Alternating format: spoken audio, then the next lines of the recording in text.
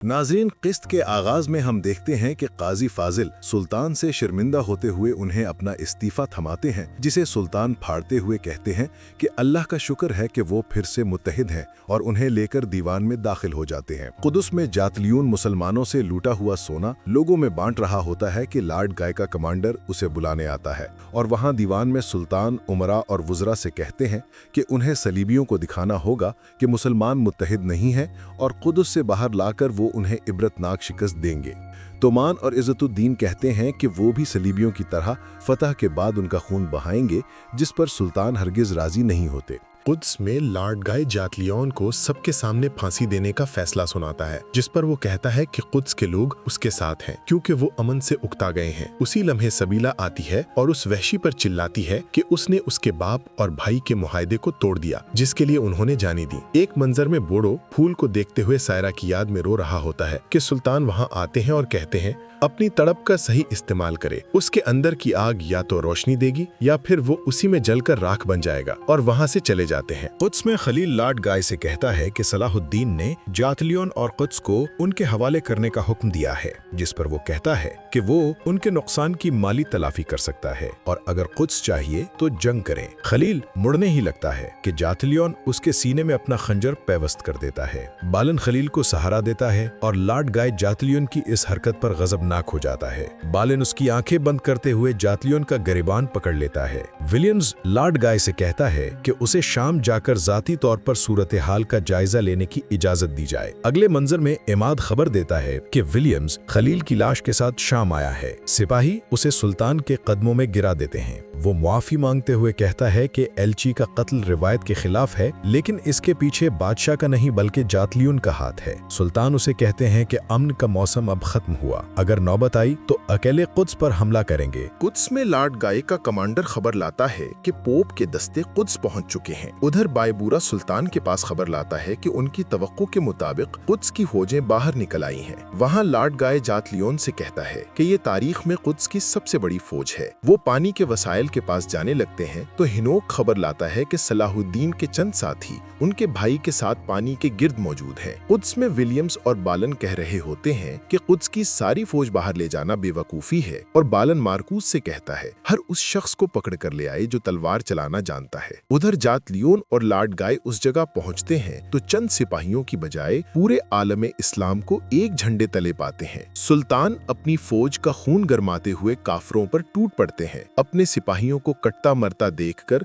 Lord गाय दुम दबाकर भाग निकलता है। तारातीगन और गोकबोरो उसके पीछे जाते हैं। उसी लम्हे हिनोक तुराब को शहीद कर देता है और जातलियोन बोरो का सीना चीर डालता है। सुल्तान भाई को पुकार उठते हैं। अगले मंजर में लॉर्ड गाय और जातलियोन सुल्तान के कैदी बने खेमे में आपस में लड़ रहे होते हैं। जातलियोन बोजोक से पानी मांगता है, लेकिन वो उसे नजरअंदाज कर देता है। उधर बोरो और तुराब की मैयत के आगे सुल्तान के साथी आंसू बहा रहे होते हैं कि सुल्तान वहां आते हैं और बोरो के माथे पर हाथ रखते हुए उसके साथ गुजरे चंद लम्हात याद करते हैं, और फिर तुराब के चेहरे पर प्यार करते हुए उन दोनों के लिए दुआ करते हैं। सुल्तान खेमे में जाते हैं तो लॉर्ड गाय उन्हें देखते हुए रहम की भीख मांगता है। सुल्तान लॉर्ड गाय को पानी देते हैं और जातलियोन के हाथ से पानी का प्याला गिराते हुए कहते हैं कि वो एक ऐसी नापाक मखलूक है जो नबी करीम सल्लल्लाहु अलैहि वसल्लम की शान में गुस्ताखी से भी बाज ना आया, और खंजर उठाते हुए उसका सर धड़ से जुदा कर देते हैं, जिस पर सुल्तान के साथियों के दिलों को सुकून मिलता है। कुद्स में सिपाही खबर लाता है कि जातलियून मारा गया। सलाहुद्दीन के साथ हलब और मुवस्सिल की फौजें भी थीं। बालिन मार्कूस को फौज जमा करने का कहता है। उधर सलाहुद्दीन एत्सीस से लॉर्ड गाय को जिंदान में डालने का कहते हैं। जिंदान में उसके सिपाही भूखे शेरों की तरह उसकी तरफ बढ़ते हैं, क्योंकि वो उन्हें मैदान जंग में छोड़कर भाग गया था। कुद्स में विलियम्स लगता है कि सलाहुद्दीन के कुद्स आने का खामोश इंतजार उन सब के लिए मौत के मुतरादिफ है। वहाँ बालिन आसमान की तरफ देख रहा होता है कि सबीला आती है। वो उसे कहता है कि कुछ भी हो जाए उसका ईमान डगमगाना नहीं चाहिए। उसी दौरान गोकबोरो कुद्स की दीवारों के सामने बुलंद आवाज में कलमा तौहीद कहता है और कुद्स में एक बहुत बड़ा आग का गोला गिरता है। सुल्तान सिपाहियों के साथ कमर बस्ता कुद्स के सामने मौजूद होते हैं और बालिन आग से जलते लोगों को देखकर चिल्लाता है कि सब पनाहगाहों में जाएं। अगले मंजिर में सुबह के वक्त काजी फाजिल सुल्तान के कुद्स पर हमले की एक तफसील लिख रहे होते हैं। और फिर सुल्तान अपने साथियों से कहते हैं कि वो बालन से एक बार मुज़ाकरात करेंगे कि वो शहर को मजीद नुकसान पहुंचाए बगैर उनके हवाले कर दे। कुद्स में बालन सलाहुद्दीन का खत पढ़ने के बाद सबीला के मना करने के बावजूद उससे मुलाकात के लिए चला जाता है। सुल्तान उससे कहते हैं कि मासूम लोगों का खून बहाने की वजह ना बने, जिस पर वो मुस्कुराते हुए कहता है कि कुद्स में 3000 मुसलमान कैदी हैं, वो किसकी हिफाजत की बात कर रहे हैं, और वो जंग के बगैर कुद्स हवाले करने पर राजी नहीं होता। वहाँ मारिया को तैयारी करते देखकर बालन कहता है कि वो मुश्किल वक्त में कुद्स को छोड़कर जा रही है। मारिया उसे कहती है कि वो उसके साथ कुस्तुनतुनिया चले, लेकिन वो कहता है कि कुद्स उसका मुकद्दर है और मारिया वहाँ से चली जाती है। बालन विलियम्स और सबीला से कहता है कि मारिया बाज़ंतीनी फौज के साथ कुस्तुनतुनिया के लिए निकल गई है और मार्कुस को हर आम आदमी को अगली सुबह चौक में बुलाने का हुक्म देता है। उधर खैमे में ज़ेंगी उमरा अभी भी इस बात पर अड़े होते हैं कि फतह के बाद कत्ले आम किया जाए, लेकिन सुल्तान कहते हैं कि मासूम लोगों के खून का एक कतरा भी नहीं बहाया जाएगा। इज्जतुद्दीन कहता है कि उन्हीं मासूम लोगों ने हाजियों को शहीद करने पर जातलियों का गर्मजोशी से इस्तकबाल किया था। वो अपना मुतालबा पूरा ना होने पर मौसल वापस जाने की बात करते हैं तो सुल्तान उनसे कहते हैं कि वो सोचेंगे। उधर बालन अवाम से कहता है कि वो भी उन्हीं की तरह खौफजदा है और फतह का वादा नहीं कर रहा, लेकिन जब तक उनमें से आखिरी शख्स ना गिर जाए कुद्स नहीं गिरना चाहिए। सब उसके पीछे नारा लगाते हैं कि खुदा ऐसे ही चाहता है। खैमे में सुल्तान ज़ेंगी उमरा के मुतालबे की वजह से परेशान होते हैं कि काजी फाजिल उन्हें कहते हैं कि उनकी रहमदिली यकीनन कुद्स की दीवारों से ज्यादा मजबूत होगी। कुद्स में बालन हथियारों की कम तादाद को देखते हुए मार्कोस को चर्च की मोमबत्ती पिघलाकर तीर बनाने का हुक्म देता है, जिस पर वो हैरान रह जाता है। उधर काजी फाजिल मुहासरे के छठे दिन का अहवाल लिख रहे होते हैं और वहाँ सलीबी अयूबी सिपाहियों पर गर्म तेल छिड़कते नजर आते हैं। बालन बरसते गोलों के दरमियान भी अपने लोगों का हौसला बढ़ा रहा होता है।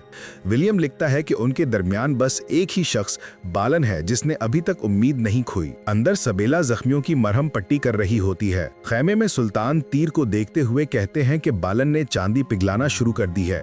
कारातिगन की परेशानी पर सुल्तान उसे तसल्ली देते हैं कि वो जलते हुए सूरज का भी जल्द हल निकालेंगे। महल में बालन सबेला से कहता है कि सूरज की चमक भी मुसलमानों को हमला करने से रोक रही है। फिर एक रात सलीबी चर्च में गीत गाते हैं और मुसलमान नारे तकबीर बुलंद करते हैं। अगली सुबह जबकि बालन सुल्तान के लश्कर को सामने से ढूंढ रहा होता है, लेकिन लश्कर सूरज की मुखालिफ सिमत में मौजूद होता है। एक बार फिर ज़ेंगी उमरा सुल्तान से इंतकाम की इजाजत मांगते हैं। बिलाखिर सुल्तान कहते हैं कि वो उन्हें कत्ल के लिए असीर खुद देंगे। उधर बालन दुखी दिल से दीवार के साथ बैठ जाता है। विलियम्स उसके कंधे पर हाथ रखता है तो वो खौफजदा हो जाता है। उसी लम्हे एक प्यारी सी बच्ची उसे फूल देती है, जिस पर वो रोते हुए वहां से भाग जाता है।